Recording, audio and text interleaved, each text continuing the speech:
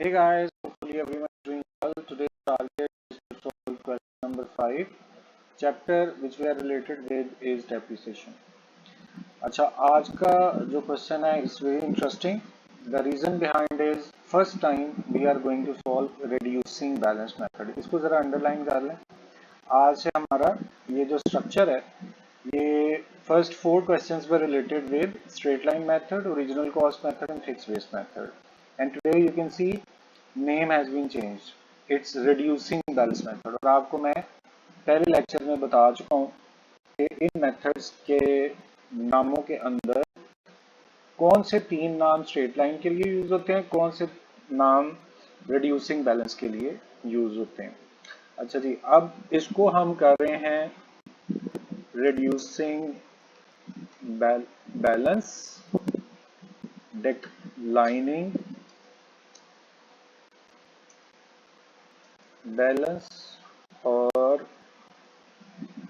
written down value method. Again इसके लिए भी 3 नाम इस्तेमाल हम कर रहे हैं, रिड्यूसिंग, डिक्लाइनिंग और रिटर्न डाउन वैल्यू. और एक वर्ड आपको क्वेश्चन के अंदर नजर आ रहा है. इसका जो सबसे इंपॉर्टेंट मैटर है, you will B calculating depreciation upon current balance. Straight line में हमने एक दफा डेप्रीसिएशन कैलकुलेट की फर्स्ट, और सारे सालों में वही डेप्रीसिएशन चल रही थी. Because in straight line method we always calculate depreciation upon first amount. जो सबसे पहली रकम होती है ना, उस पे डेप्रीसिएशन कैलकुलेट कर रहे थे. लेकिन आज ऐसा नहीं होगा. जो अगले साल में बैलेंस बचा होगा उस पे डेप्रीसिएशन कैलकुलेट होगी. और क्या बोला मैंने, next year the balance return over here, this is reducing balance. We will calculate depreciation upon this reducing balance. अब ये तो थ्योरेटिकली मैंने आपको इंट्रोड्यूस करा दिया, practically we are going to do it today. So it's humble request to be very attentive और इसको शुरू से लेकर एंड तक आपने बहुत ध्यान से देखना है ताकि हर स्टेप आपको अच्छे से समझ में आए. अच्छा, एक और काम यहाँ इंपॉर्टेंट है, डेट इज नॉट मेंशन्ड. तो आप अपनी तरफ से डेट लगा सकते हैं क्योंकि it has been said to solve it for first 5 years. डेट के बगैर गुजारा नहीं है. तो हम यहाँ पर अपनी मर्जी की डेट से स्टार्ट करते हैं. जैसे जनवरी ईयर 1 कर लेते हैं. ओके.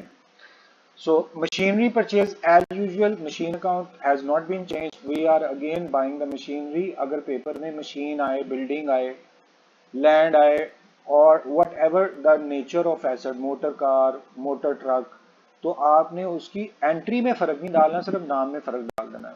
फर्स्ट करें वो ट्रक के बारे में बात कर रहा है तो you will write truck over here instead of machine. बहरहाल एंट्री वही है, machine to cash.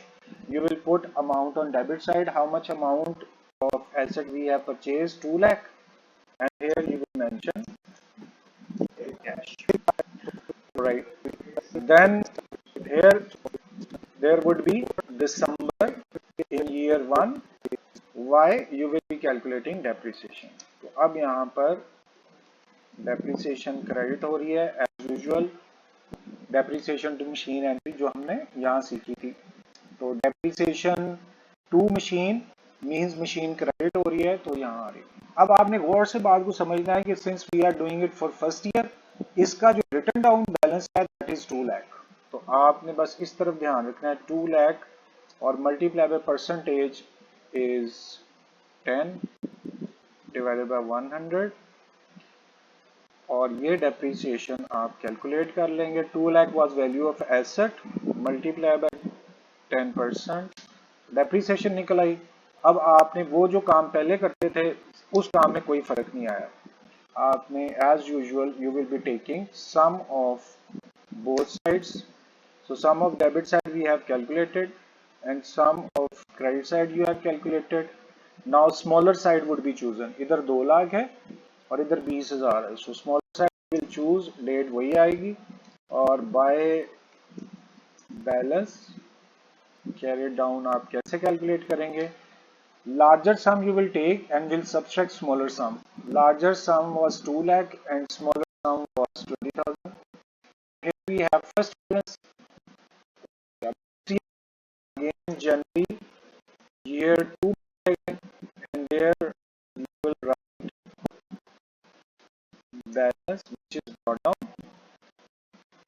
balance of last year was 180,000, it would be opening balance of next year.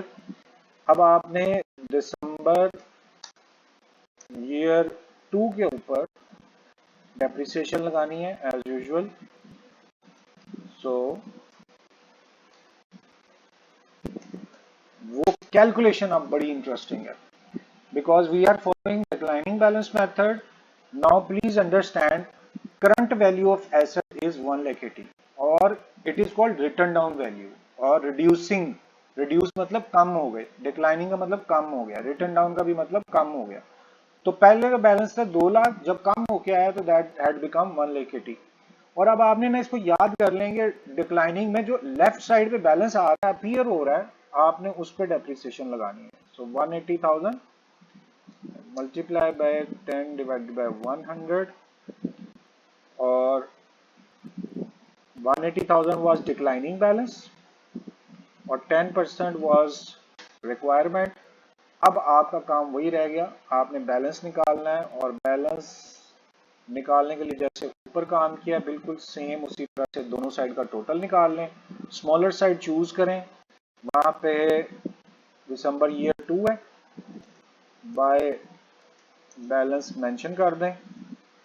And how you will calculate? Smaller sum would be subtracted from the larger sum. Larger sum है जी 1,80,000 और smaller sum is 18,000. You have got your balance. Year 2 खत्म हो गया. कब तक चलते जाना है? First 5 years. So now year 2 is completed. We are going to go to year 3. Alright, we are going to write year 3. January से start हो रहा है. As usual, you will put balance first. The balance of previous year was 1,62,000, ये वाला, and it would be opening balance of next year. Then December year 3 you will calculate depreciation. And how you will calculate? अब इसका जो current balance है, please be attentive. अब इसका current balance that is 162,000. तो हर साल आपकी डेप्रिसिएशन चेंज होती जाएगी, आपने सिर्फ करंट बैलेंस को पिक करना है और उसी पे ही रेट ऑफ डेप्रिसिएशन कैलकुलेट करते जाएंगे. दोबारा सुने, 162,000 was current balance of this year and then multiply by 10% जो कहा हुआ है. 10% हम कहां से ले रहे हैं? This rate was established over here. So बाकी रही बात बैलेंस कैलकुलेट करने की. that step is absolutely similar. You will calculate total on both sides. Smaller side you will choose and here you will calculate your balance. Or how you will calculate? Smaller sum would be subtracted from the larger sum. Larger sum है जी 162,000 और 16,200 smaller सम है, आप subtract कर दें. अब balance आपके पास आ गया 145. We have completed year 3. Now year 4 we will proceed. As usual, you will write your balance first and the balance of previous year 145,800. This would be opening balance of next year. हम चल रहे हैं year 4 पर. You will calculate depreciation and अब तो मुझे लगता है कि आपको ये याद हो जानी चाहिए चीज कि इस वक्त जो करंट बैलेंस है that is 145,800 multiply by 10 divided by 100 और यहाँ इसकी कैलकुलेशन 145,800 क्या है? करंट बैलेंस रिड्यूसिंग बैलेंस और 10% रिक्वायरमेंट ऑफ क्वेश्चन. कैलकुलेशन हो गई. अब इसी तरह से आपको टोटल दोनों साइड्स का करना है और बैलेंस निकालने के लिए smaller side you will choose. By balance you will write this is your carried down balance. कैसे कैलकुलेट करना है? Larger sum you will take and will subtract smaller sum. 14580 is your smaller sum. तो अब हमारे पास balance आ गया है 4th year का. So last year is going to be started January year 5 है. Again you will we brought down your balance, and balance of previous year, closing balance 131 would be opening balance of next year. Then December year 5, you will calculate depreciation or current balance. Please focus, current balance is now 131,220. Then you will take percentage 131,220 is your current balance and you are taking 10% depreciation. Same way you will be calculating your balance. Total किया दोनों sides का, smaller side choose की. There you will calculate your balance. How? You will take larger sum 131,220 and will subtract smaller sum, and here you have got 118098. It's your final balance at the end of year 5. Answer check करें, 118098 हमारा answer आ गया। आज की सबसे important matter सिर्फ ये है कि when ever you will calculate depreciation under diminishing balance method, you will always be calculating depreciation upon current balance. ये जो इधर बैलेंस लिखा होता है वहां पे हर दफा ये 145 you have taken 145, 131 131, first balance was 18 you have written 18। जबकि जो फिक्स बेस मेथड था हम हमेशा 18 पिक करते थे, हर एंट्री के अंदर 18 पिक हो रहा था, और in diminishing balance you will take current balance.